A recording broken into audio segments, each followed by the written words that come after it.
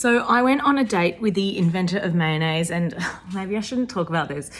No, screw it, I will. Okay, story time. Okay, so like the date just started off so badly. He was so late and he was like, oh, I'm so sorry, I've just come from the mayonnaise factory. And before anyone could even offer him like a drink of water or a hello, he was like, where's the mayonnaise? There's no mayonnaise on the table. And I was like, well, there's no salt and pepper either yet, like we just got here. He's like, there should be mayonnaise on every single table. Honestly, that is where I should have walked out, but I was like, give him a shot. You know, you'd barely go on dates. Just try him out. Let's just see if this gets better. And reader, it did not. Okay, so he's like simmering the whole time and I'm just trying to do like small talk, like, how was work? And he's like, it was stressful. I was at the mayonnaise factory. Our steaks came out and then he was just like rummaging amongst like the plate of food and the little gravy boat that was full of like peppercorn sauce or something. And he was like, I can't see it. I can't see any sachets of mayonnaise. And I was like, I think this is like restaurant is like maybe too nice. And I was like, in my head, I was like, who has mayonnaise with steaks? Anyway, so I offered, I was like, do you want me to go across the road and buy some mayonnaise? And he was really stroppy. And then a passing waiter looked at me like, babe, don't go across the street to buy mayonnaise. And I was like, I'm a people pleaser. I can't help it. I went across the road and I went into the supermarket and they like didn't have any mayonnaise.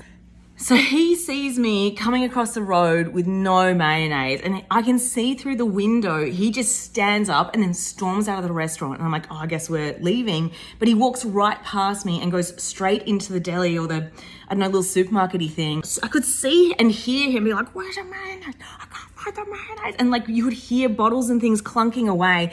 Anyway, silly me, I hadn't seen that there was actually a big presentation of mayonnaise is right at the exit door. So he saw that and then so he got about 10 jars because I guess he was like, oh, this whole restaurant needs mayonnaise, not just us.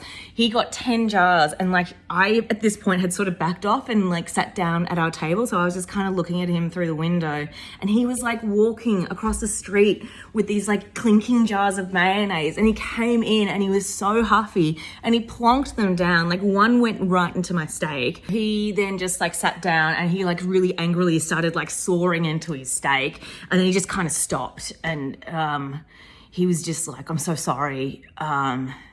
Everyone thinks that I've got it easy just because I invented mayonnaise. And I was like, no, I totally get it. Like there must be days at the mayonnaise factory where like, I don't know, like one screw goes missing and then suddenly you can't produce mayonnaise for the day. And he was like, yeah, I'm sorry. I'm really working on my anger. And I was like, that's totally cool. Yeah, so I think I might see him next week because I think it could be fun.